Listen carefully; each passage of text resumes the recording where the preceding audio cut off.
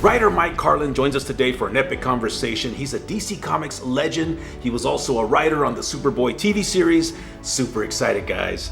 Let's do it.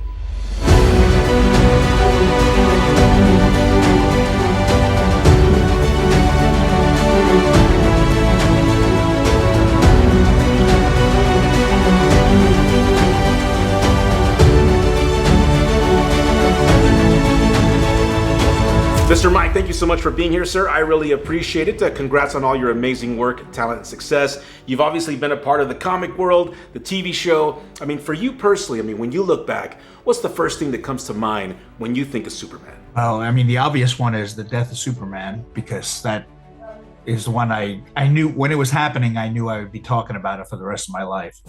So that was a big deal. And it was right around the same time we just finished doing Superboy, the TV show. So it was like a pretty busy time, and it was a lot of fun, for sure. Death of Superman was the first actual comic book that I had ever read. I wasn't much of a reader growing up, only because I used to draw, so I was fascinated by all the artwork. So whenever I had a comic, it didn't matter what the character was or what the story was. I was always just flipping through the pages looking for the coolest art, and I would try to copy it and draw it, So, but Death of Superman, I have a lot of friends. They knew I was a super fan, and they would tell me, you got to read this comic book. You're going to like it. Trust me.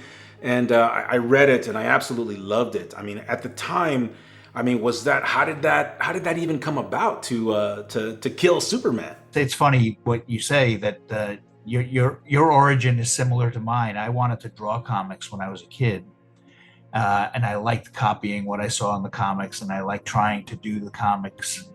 I didn't know it was called storytelling, but that's what I liked, I think, about it, because I liked TV and movies as well.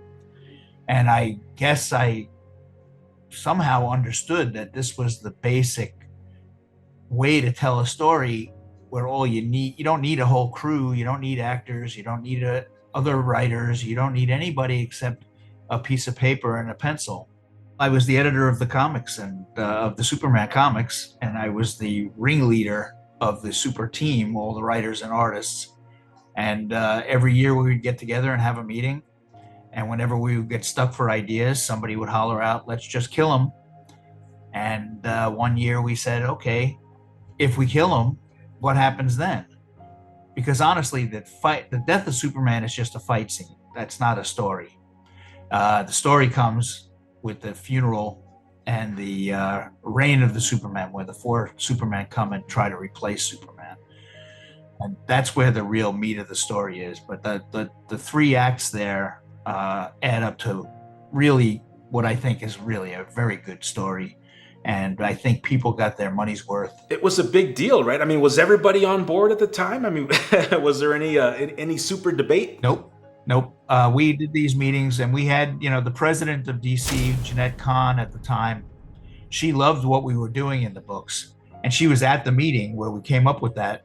So it was instantly approved. It was just like, as we were saying it, it was okay. That's awesome, Mike. Congrats again, man. And this was the 90s, right? So, we already had the TV shows. We had the movies. Up until that point, what were your thoughts as far as the comics versus the screen? My feelings up until that point will probably mirror most people's feelings, in that the George Reeves show was great because I was a kid, and it really was the only way to get any kind of superhero in your life outside of the comic books.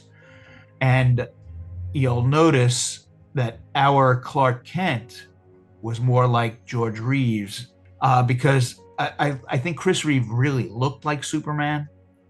I did not like his Clark Kent, because I thought Clark Kent, mild-mannered does not mean stumblebum and buffoon. All that kind of stuff, it defeats the purpose. It draws attention to Clark Kent. And what the idea of Clark Kent is to not have people looking at you.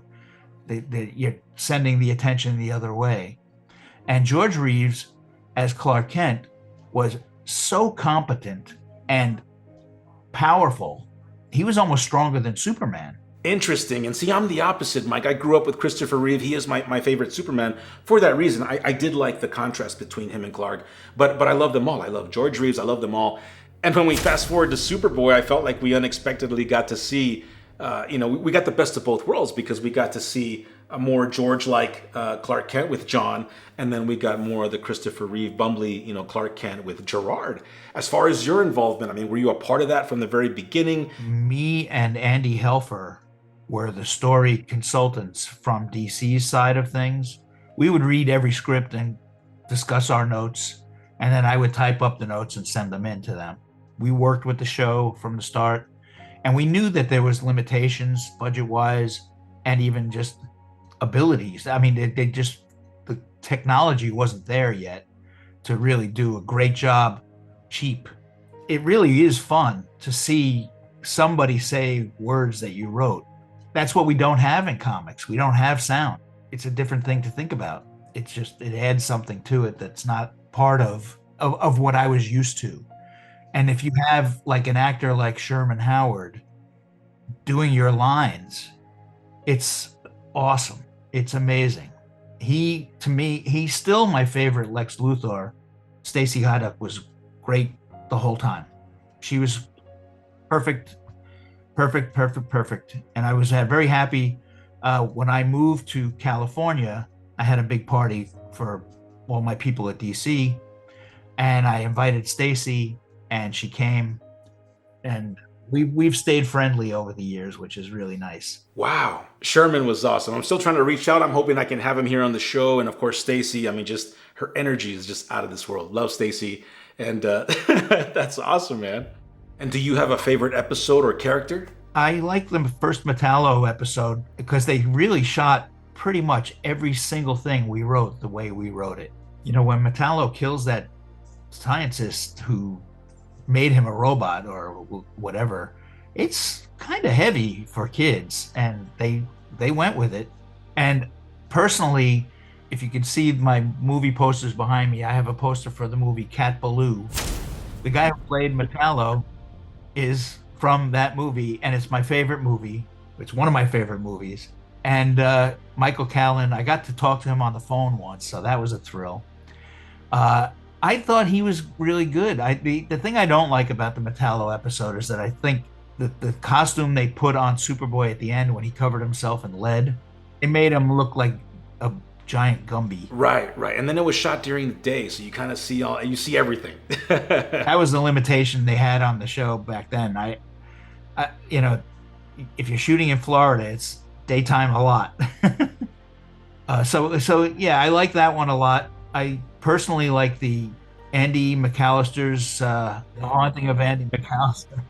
I like that one because I actually went to the Winchester Mystery House here in California on a vacation. And it's a crazy house that this woman built to keep away the spirits of people who were killed by Winchester guns. And it's just like, talk about paranoia. But it had stairways that went nowhere. It was just amazing. It was such a cool idea to me. And I was like, how come nobody's ever made a movie out of this? And they ultimately did. Helen Mirren was in a movie about it. It was not a great movie. So maybe they were right to not do a movie. The fact that you were there, Mike, I mean, it's so epic, man. And all of the cast members that I've had here on the show, so far, I mean, I love hearing the stories and the way you tell them, the memories, the detail. I just, was it a special time for you, or do all of you just have great memories? Well, I mean, a lot of us were young, and it was a new thing for us. So it imprinted, and it was just like, we got to make up stories. I got to have actors say my lines. It was just really cool. That's so awesome. Well, all of you are superheroes to me, and the show itself, I mean, that will forever be special to me and special to people all over the world. I mean, I truly appreciate all that you do. Congrats again. And I mean, so what's Super Mike doing today, man? What's life like? Are you still writing? Well, I'm retired from the comics. I really wanted to spend time reading all the prose books that I bought for 40 years that I didn't have time to read. But now I find that there's so many great streaming shows and movies that I'm having trouble finding time to read. I just sold my first page of comedy to Mad Magazine. So I am willing to do things, and if I have a good idea, I will be happy to pursue it.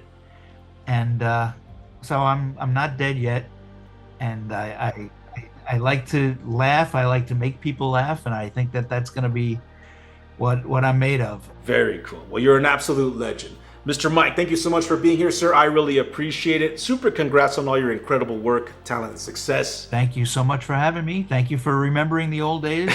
Yes, sir. Guys, thank you so much for watching. Rewatch Superboy. It's an awesome show, awesome times, awesome cast. Read The Death of Superman if you haven't already. Enjoy. Thank you for watching. Thank you for believing. And we'll see you soon. Cheers.